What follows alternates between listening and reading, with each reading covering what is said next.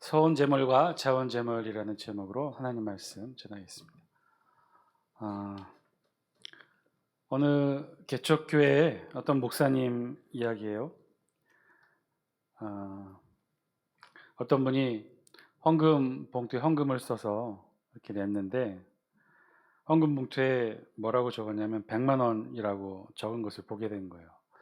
교인 전체 숫자 출석 교인이 10명 조금 넘는 교회에서 한 교회의 성도가 100만 원을 낸 거는 보통 작은 일이 아니죠. 근데 이 교회에 출석하시는 분도 아니고 새로 오신 분 같은데 100만 원 헌금 봉투를 보고 어쨌든 이 개척교회 목사님이 굉장히 놀라게 된 거예요. 제 교회 재정이 어렵다 보니 당연히 헌금에 관심이 있고 그래서 헌금 봉투에 100만 원이라고 적혀져 있는 것이 목사님을 굉장히 놀라게 또 설레게 했던 거예요. 어떤 분이 개척교회에 이렇게 큰 헌금을 하셨을까? 그리고 봉투를 이렇게 확인해 보니까 봉투에는 10,000원밖에 안 들어있는 거예요. 이게 어떻게 된 일일까? 그리고 다시 한번 봉투를 살펴봤어요.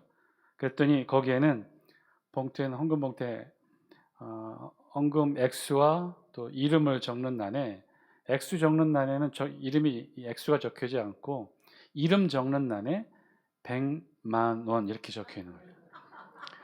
성이 100이고 이름이 10,000원이었던 거죠. 그걸 보시고 이 개척교회 목사님이 가슴을 쓸어내리면서 그래도 감사하면 안도했다는 거예요. 왜요? 성이 1000가 아니어서 너무나 감사했다고. 한 부자가 아내의 이 집요한 전도 끝에 교회에 드디어 출석하게 되었답니다. 그래서 어느 날 이제 출석을 해서 목사님 설교에 크게 감동이 돼서 그 설교 한 번을 듣고 예배 시간에 감동이 되어서 이제부터 나도 신앙을 갖고 열심히 살아야겠다 이제 그런 마음을 갖게 됐대요. 그래서 예배가 끝난 후 그 부자가 이제 목사님을 찾아가서 이렇게 인사 말을 했다는 거예요. 이 목사 양반 그 빌어먹을 설교 대따리 좋았어. 굉장히 말을 거칠게 하는 거죠. 그랬더니 목사님이 웃으면서 정중히 말했어요. 감사합니다만 이곳 성스러운 교회에서는 저속한 말씀은 삼가해 주시죠. 그랬더니 부자가 또 거침없이 얘기하는 거예요. 미안하이. 근데 나는 버릇이 되나서 그나저나 그놈의 설교를 듣고 내가 뿅 갔단 말이오. 그래서 목사님 이번에는 정색하며 말합니다. 아무리 그래도 교회에서는 좀 말씀을 가려서 해 주셔야 됩니다. 그랬더니 이 부자가 마음이 상했어요. 옷 속에서 봉투를 꺼내 보이며 이렇게 말합니다. 이런 제길 이거 500만 원인데 헌금하지 말고 그냥 도로 가져가겠구만. 그랬더니만 목사님이 이렇게 말했답니다. 이런 빌어먹을 형씨 꺼낸 걸 뭘 도로 가져갑니까? 빨리 헌금함에 넣으세요. 이 땅을 살아가는 우리 모든 그리스도인들에게 늘 관심이 되는 것 중에 하나가 바로 헌금이죠.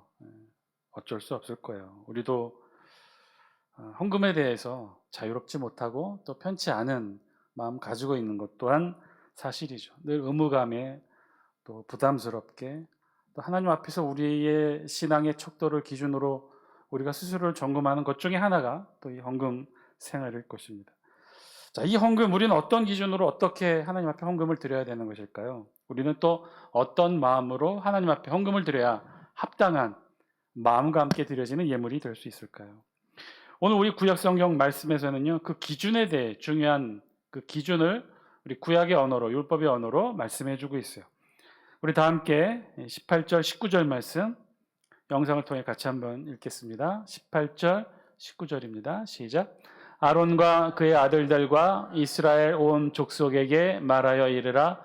이스라엘 자손이나 그 중에 거류하는 자가 서온 제물이나 자원 제물로 번제와 더불어 여호와께 예물로 드리려거든 기쁘게 받으심이 되도록 소나 양이나 염소의 흠없는 수컷으로 드릴지니. 오늘 우리 본문 18절 19절에 있는 말씀에서는요, 그래서 두 가지 우리가 궁금히 여기는 헌금에 대해 이 구약의 언어로 표현하면 예물과 제물, 헌물이 되겠죠. 이 제물에 대해 우리 성경이 이렇게 간략하게 표현하고 있어요. 두 가지를 말씀하고 있는데 첫 번째 18절 말씀에서는 우리가 드려지는 제물이 두 종류가 있다는 거예요. 그 두 종류는 18절 말씀 다시 한번 보여주실래요? 18절 말씀에 의하면 우리가 드려지는 제물은 두 종류로 구분할 수 있다는 거예요. 어떤 제물이라는 거예요? 서원 제물과 자원 제물이 있다는 거예요. 서원 제물과 자원 제물.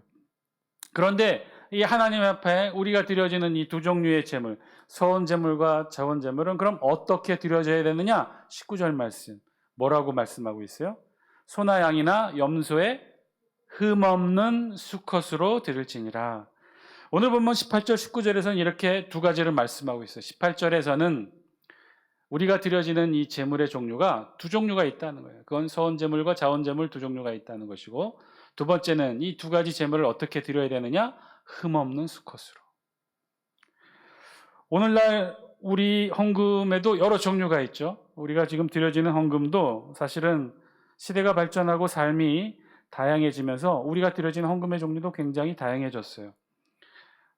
우리가 지금 드려지는 헌금도 주정헌금, 또 11조, 생일감사헌금, 신방감사헌금, 일천번제, 선교헌금, 복지헌금, 장학헌금, 또 특별헌금으로 또 여러 가지 목적헌금으로 또 우리 하나님 앞에 예물을 드리고 있죠. 참 많은 종류의 헌금이 있어요. 그런데 오늘 우리가 읽었던 구약에 있는 말씀, 18절에 있는 말씀에 의하면 이 모든 것들이 두 종류로 분류가 될 수 있다는 거예요. 서원제물과 자원제물 두 종류로 구분하고 있다는 거죠.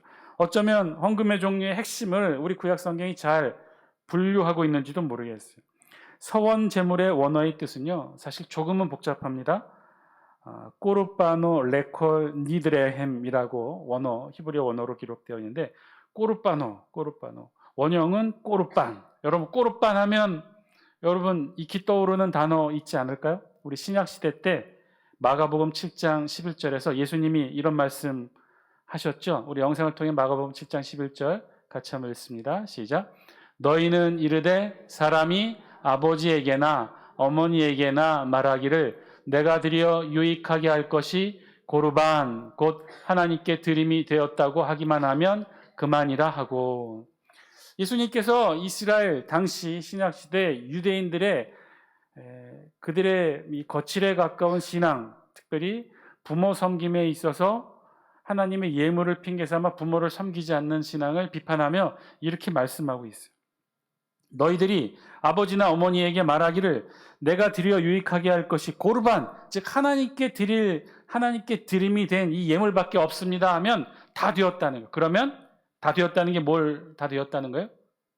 더 이상 부모를 섬기지 않아도 되는 거예요. 도덕적, 법적 의무에서 자유로워진다는 거예요. 더 이상 이 사람은 부모를 자신의 재산으로 섬기지 않아도. 왜요?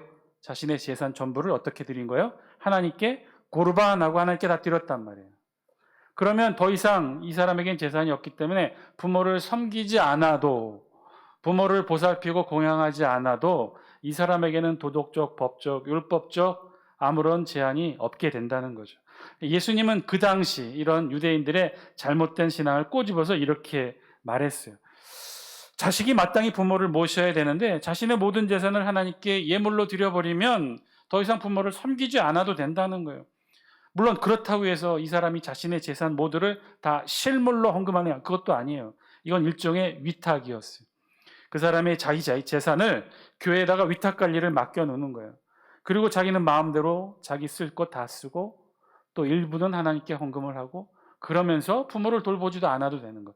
특별히 당시 유대의 부유한 장자들이 이런 몹쓸 짓을 했다는 거예요. 여러분, 장자는 유대의 율법에 의하면 어떻게 재산 상속을 받죠? 다른 자녀들에 비해 몇 배를 더 받아요? 두 몫을 받게 되어 있어요. 그 두 몫을 장자가 받는 이유가 뭐죠? 부모 공양하라고.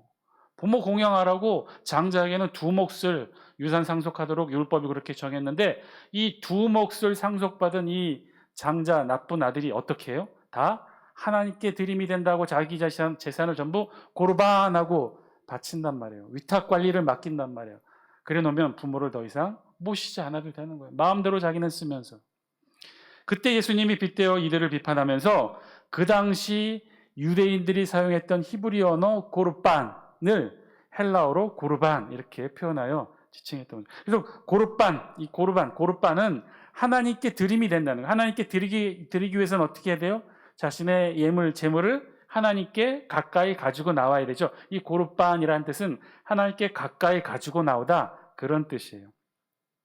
그리고 그 뒤에 있는 레콜 니드레헴이라는 뜻은 어떤 목적으로 하나님께 드리려고 했다라는 그런 뜻이에요. 목적이 있다는 거예요. 그러니까 레콜 니드레헴, 즉 맹세를 위해서라고 우리 성경은 번역할 수 있는데, 즉 하나님께 맹세한 이후에 그 맹세에 합당한 예물을 하나님께 가까이 가져오는 것, 그게 바로 오늘 성경이 말했던 서원 예물이에요. 그러니까 이 서원 예물, 서원 제물은 분명한 목적이 있는 거죠. 하나님께 맹세한 거예요. 하나님께 약속한 거예요. 하나님께 이거 이렇게 드리겠다라고 약속한 제물을 가져와서 하나님께 그 약속대로 제물을 드리는 것을 바로 서원 제물이라고 했어요. 그야말로 맹세에 의한 예물, 그런 예물이었다는 거죠. 그러면 자원 예물은 어떤 것이냐? 앞에 게 이제 서원 예물이 그랬다는 것이고, 그럼 자원 예물은 어떤 것이냐? 자원 예물은 정말 서원 예물과는 다르게 맹세에 의한, 하나님과의 약속에 의한 예물이 아니라 자발적인 마음으로, 그저 감사한 마음이 있어서 그 감사한 마음을 하나님 앞에 표현하기 위해 가져온, 드려지는 모든 예물, 제물을 자원 예물, 자원 제물이라고 했던 거예요. 그러니까 하나님과의 약속의 개념으로 드려지는 예물은 서원 예물이 되는 것이고, 자원하는 마음으로 약속과 무관하게 늘 아무 때나 시도 때도 없이 감사하게 드릴 수 있는 제물은 자원 제물이었다는 거죠. 그래서 이 기준으로 보면 우리 헌금도 그렇게 나눠질 수 있을 것 같아요. 일정하게 정해진 액수, 또 정해진 약속, 정해진 목적, 그런 특별한 목적으로 드려지는 예물들은 다 서원 예물에 해당할 거예요. 그렇지 않고 그저 감사한 마음으로 신방 감사헌금, 생일 감사헌금, 어떤 특정한 일에 대해서 감사한 마음으로 드려지는 제물들은 다 자원 예물이 되겠죠. 자, 그렇게 구약 시대에는 두 종류의 예물로 하나님께 드렸다는 거예요.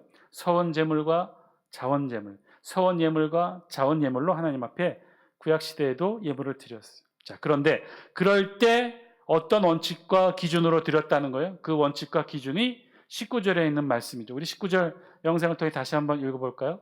시작. 기쁘게 받으심이 되도록 소나 양이나 염소에 흠 없는 수컷으로 드릴지니. 아멘. 어떻게 드리라고요? 소나 양이나 염소에 흠 없는 수컷으로. 기준이 아주 분명했어요. 우리 구약 성경에서 하나님 앞에 서원 제물이든 자원 제물이든 드리는 그 기준은 분명했단 말이에요. 그 기준이 뭐예요? 흠 없는 수컷으로.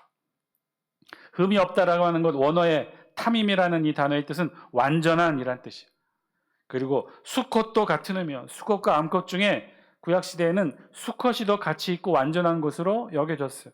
그래서 흠 없는 수컷으로의, 우리말로 좀 쉬운 표현으로 바꾸면 온전하고 완전한 그런 의미인 거죠. 하나님 앞에 제물을 드릴 때는 서원 제물이든 자원 제물이든 어떻게 드려야 되느냐? 흠 없는 수컷으로, 달리 표현하면 온전하고 완전한 예물로 하나님 앞에 드리라는. 자, 그러면 왜 하나님은 흠 없는 수컷으로 제물 받기를 원하셨을까? 20절 말씀 우리 영상을 통해 같이 한번 읽습니다. 시작. 흠 있는 것은 무엇이나 너희가 드리지 말 것은 그것이 기쁘게 받으심이 되지 못할 것임이니라. 아멘. 흠 있는 것은 무엇이나 하나님께 기쁘게 받으심이 되지 못할 것이. 흠 있는 것은 하나님께서 어떻게 여기신다는 거예요? 기쁘게 받지 않으신다는 거예요. 하나님께서 연락하지 않으신다는 거죠. 이 우리 성경은요, 계속해서 이 기준의 말씀을 하셔요. 즉 하나님께서 기쁘게 받지 않으시는 예물, 하나님께서 연락하지 않으시는 그 제물의 기준, 즉 흠이 있는 제물은 어떤 것인가를 쭉 설명해요. 21절 우리 같이 한번 읽습니다. 시작. 만일 누구든지 서원한 것을 갚으려 하든지 자의로 예물을 드리려 하여 소나 양으로 화목제물을 여호와께 드리는 자는 기쁘게 받으심이 되도록 아무 흠이 없는 온전한 것으로 할지니. 이것도 똑같은 내용에 대한 방법이죠. 서원한 것을 갚으려 하든지, 그 어떤 예물이에요? 서원 예물. 자의로 예물을 드리려 하여, 이건 자원 예물이겠죠. 마찬가지로 서원 제물이든지 자원 제물이든지 어떻게 드려요? 흠이 없는 온전한 것으로 하나님께 드려야 하나님이 그 예물을 기쁘게 받으신다는 거죠. 그리고 22절부터는요, 이 흠 없는 기준에 부합하지 못한 모습들을 쭉 나열해요. 흠 있는 것이, 이런 것들이 흠이 있다는 거예요. 우리 22절 우리 영상을 통해 같이 한번 읽습니다. 시작. 너희는 눈먼 것이나 상한 것이나 지체에 배임을 당한 것이나 종기 있는 것이나 습진이 있는 것이나 비로 먹은 것을 여호와께 드리지 말며 이런 것들은 제단 위에 화제물로 여호와께 드리지 말라. 눈먼 것, 상한 것, 지체에 배임을 당한 것, 이런 것들은 다 어떤 거예요? 눈이 멀고 지체가 배임을 당하고 상하게 된 것, 다리 하나가 상하고 귀가 상하고 잘리고 뭐 이런 거 다 온전하지 못한 것들을 의미하는 거죠. 그리고 종기 있는 것, 습진 있는 것, 이런 건 다 질병 있는 것들을 말해요. 특별히 비루 먹은 것이라고 표현했는데, 비루는 여기서 발진성 피부병을 의미합니다. 피부 질환이 있는 그런 재물들. 이런 것들은 온전하지 못한 것, 또 질병에 걸린 것들은 흠이 있는 것으로 받아줘서 하나님께서 이 재물을 기쁘게 받으실 수 없다는 거예요. 연락하지 못하신다는 거예요. 그러면서 조금 더 특별한 말씀도 하시죠. 소나 양의 지체가 더하거나, 이거 23절 말씀이죠. 우리 23절 영상을 통해 같이 한번 읽습니다. 시작. 소나 양의 지체가 더하거나 덜하거나 한 것은 너희가 자원제물로는 쓰려니와 서원제물로 드리면 기쁘게 받으심이 되지 못하리라. 아주 중요한 또 차이점도 언급하고 있어요. 서원제물과 자원제물로 어떤 거는 되고 어떤 거는 되지 않는다고 하는 것에 대한 구분도 하고 계세요. 근데 그건 무엇이냐? 소나 양의 지체가 더하거나 덜한 것은 된다는 거예요. 자원제물로는 된다는 거예요. 그러나 서원제물로는 받으심이 되지 못한다. 그러니까 자원제물까지는 가능하나 서원제물로는 합당치 않다는 거예요. 자원제물이 뭐였다 그랬죠? 그저 아무 때나 기쁘게 하나님 앞에 약속되지 아니하고 기쁘게 언제든지 드려지는 제물이 자원제물이라고 그랬죠. 서원제물은 하나님께 약속한 거예요. 하나님께 내가 이러한 일들을 위해 내가 약속의 제물을 드리겠습니다라고 했던 그런 약속 제물들. 이런데 이런 것들은 이 서원제물은 될 수 없고 자원제물까지는 될 수 있다는 거예요. 그럼 그게 뭐냐? 소나 양의 지체가 더하거나 덜한 것. 이 소나 양의 의미는 큰 짐승 또 작은 짐승을 의미해요. 그래서 꼭 소와 양만 의미하는 게 아니라 소와 같은 큰 짐승도 또 양이나 염소 같은 작은 짐승도 다 포함돼요. 자, 이런 것, 큰 짐승이든지 작은 짐승이든지 지체가 더하거나 덜한 것. 그러니까 정상적인 가축과 달리 어떤 부위가 지나치게 크거나 뭐 혹이 있거나 뭐 다리가 유난히 또 길다거나 뭐 이런 유전적 질환을 가지고 있는 것들이죠. 반대로 또 지나치게 한쪽 다리가 발육이 부진하거나 뭐 이런 것들을 말합니다. 그러니까 앞에 있는 것과는 좀 구분이 돼요. 앞에 있는 건 어떤 거예요? 상하거나 배이거나 뭐 질병이 있거나 온전하지 못하거나 질병이 있는 것들은 서원제물도 자원제물도 다 안 되는 거예요. 그러나 상하거나 질병이 있지는 않아요. 그러나 유전적 결함으로 선천적으로 혹이 있거나 뭐 한쪽 다리가 좀 길거나 혹은 한쪽 다리가 부실하거나 뭐 이런 것들은 자원제물로는 되지만 서원제물로는 될 수 없다. 자원제물의 대표적인 자원제물에 어떤 게 있어요? 화목제사의 제물이 있죠. 그 화목제사는 대표적인 자원제사예요. 하나님과 약속으로 드려지는 제사가 아니라 그저 감사한 일이 있어서 가족과 이웃과 마을 사람들과 함께 나누는 이 자원제사 때 드려지는 제물로는 그러니까 이 정도 것들은 가능하다. 유전적 결함이 있어서 더하거나 덜한 것들은 가능하다. 그러나 앞에 언급했던 것처럼 온전하지 못하고 질병이 있는 것들은 서원제물로도 자원제물로도 가능하지 않다. 그러면서 하나님께서 더 특별한 말씀도 한 구절 추가하시죠. 우리 24절 말씀 같이 한번 읽습니다. 시작. 너희는 고안이 상하였거나 치였거나 터졌거나 배임을 당한 것은 여호와께 드리지 말며 너희의 땅에서는 이런 일을 행하지도 말지며. 여러분, 고안이 상했거나 치였거나 터졌거나 배임을 당한 것, 그런데 이런 것들은 여호와께 드리지 말 뿐만 아니라, 왜냐하면 앞에 기준에 해당되겠죠. 온전하지 못한 것이니까. 그런데 한 가지 더 추가해서 말씀하고 있어요. 뭐라고 말씀하셨느냐? 너희의 땅에서 이런 일을 행하지도 말라라고 특별히 하나님께서 명령을 추가하시죠. 이런 것들은 내가 제물로도 받지 않을 뿐만 아니라 이런 일들은 너희의 땅에서 일어나지 말라는 거예요. 그러니까 이건 단순히 보면 흠이 있는 제물을 하나님께서 연락하지 않겠다고 하는 하나님의 분명한 말씀에 대한 명령인과 동시에 이런 일들이 너희 땅에서 일어나지 말도록 하는 거죠. 그럼 이게 무슨 뜻일까요?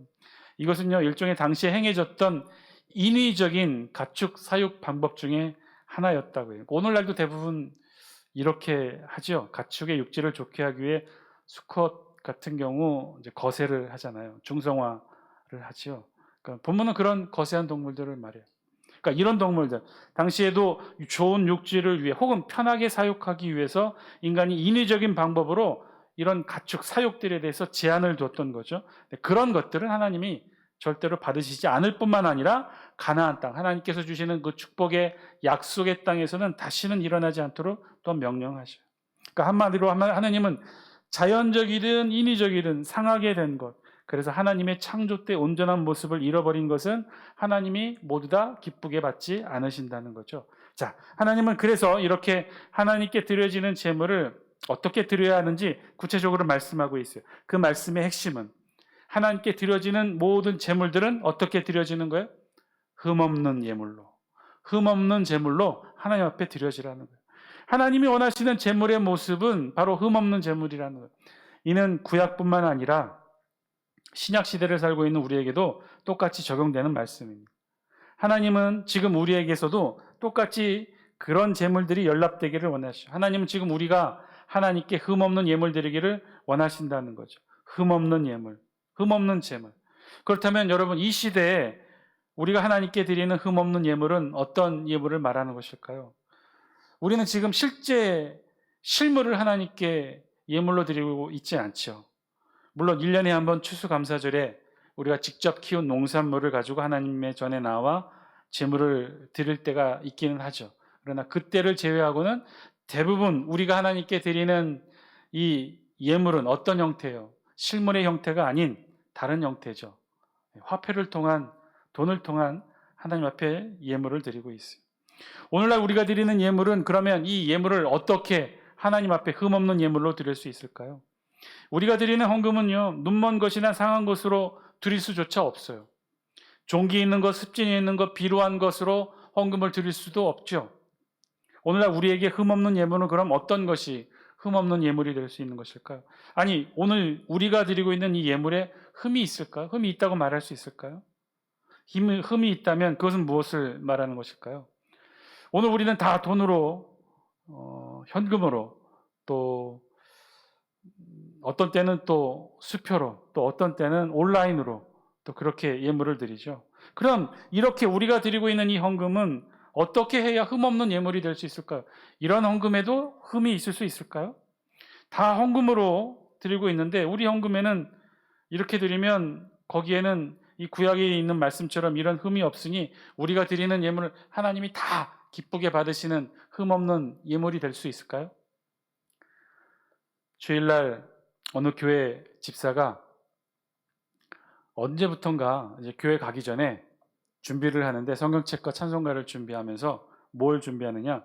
지갑에서 1,000원짜리 몇 장만 뽑아서 주머니에 넣고는 그 지갑을 거의 집에 놓고 교회를 온다는 거예요.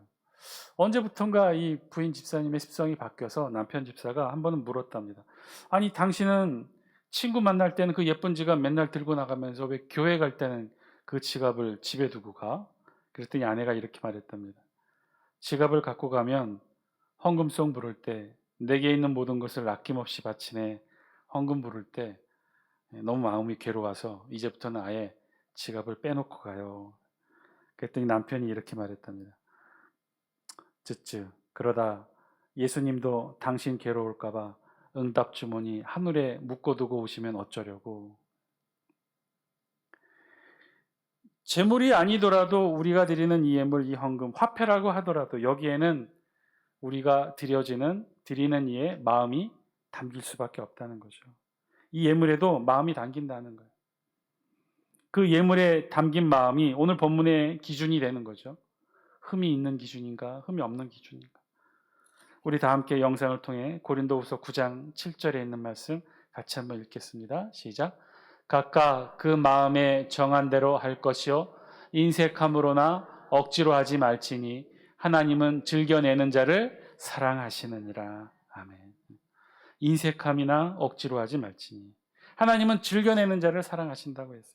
여러분, 돈이지만 우리가 헌금을 드리지만 화폐로 하나님 앞에 드리지만 돈으로 하나님 앞에 예물을 드리지만 누구나 다 똑같이 사용하고 그래서 표정이 없어 보이고 흠이 없어 보이는, 아니 흠이 있을 수 없는 그런 현금, 돈으로 하나님 앞에 예물을 드리지만 그런데 거기에도 드려지는 마음이 담겨지게 된다는 거예요.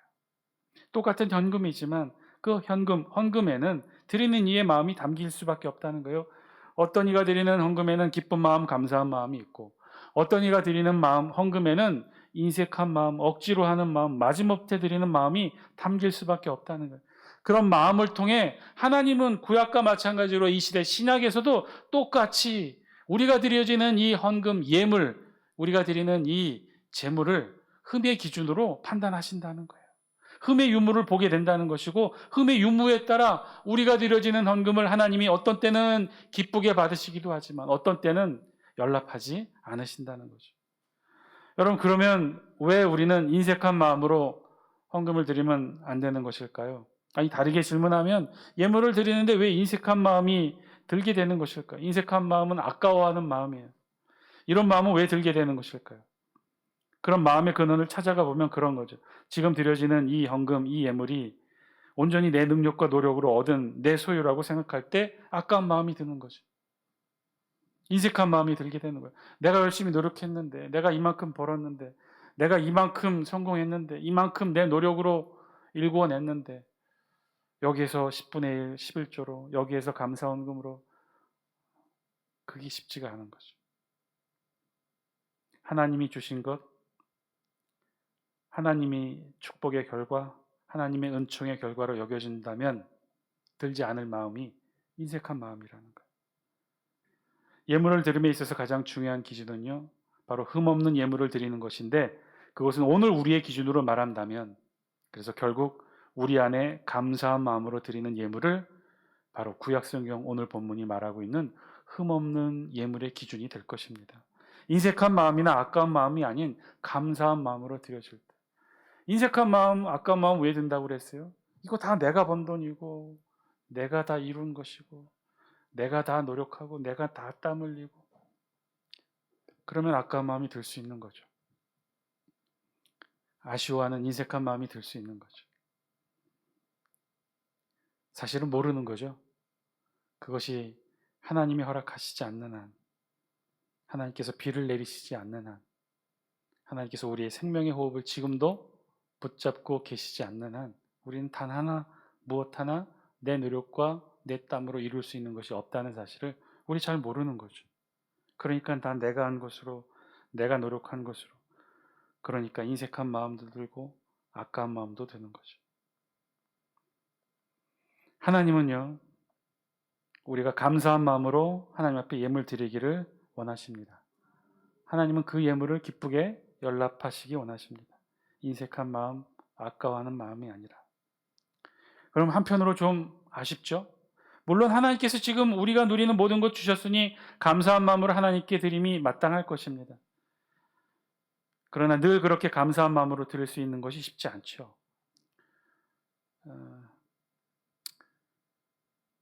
일정한 액수의 월급을 받고 하는 경우 11조 생활하기는 쉬울 것입니다. 그러나 갑자기 큰 돈이 생기거나 갑자기 커다란 목돈이 생길 때 11조를 한다는 게 사실은 쉽지 않을 거예요. 또 많은 기독교인들이 고민하고 어려워하면서 헌금하고 있는 부분이 사실이에요. 또 거기에 보면 또 세부적으로 들어가면 여러 가지 고민이 있죠. 이거 세금을 떼고 11조를 계산해야 돼요? 세금 전에 11조를 계산해야 돼요?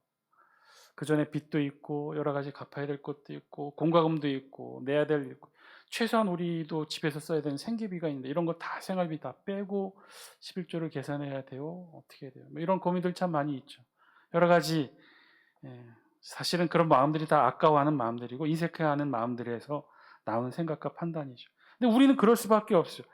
그렇게 아까워해서 때로는 조금 힘들게 드려지기도 하고 조금은 때로는 좀 인색한 마음으로 드려지고 때로는 정말 철저히 계산해서 뺄 거 다 빼고 그래서 계산하기도 하는 게 실제 우리 현실이죠.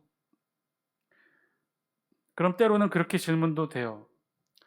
하나님 그러면 안 되나요?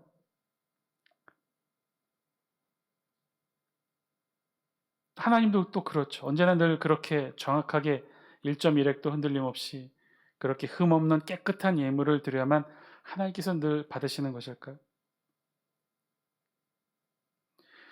늘 정확하게 정말 온전하게 흠없는 헌금 생활, 하나님 앞에 예물을 드리는, 그저 적신으로 와서 모든 걸 이만큼 이루었으니 너무나 감사하고 그래서 늘 감사한 마음으로 하나님께 철저히 계산해서 철저히 적용해서 하나님 앞에 예물을 드리는 그런 흠없는 생활을 해야만, 하나님이 그래야만 흠없는 예물로 다 받아주시는 것일까요? 조금이라도 거기에 인색한 마음이 조금이라도 들고 아까운 마음이 조금이라도 들면 하나님 그 예물 받지 않으실까요?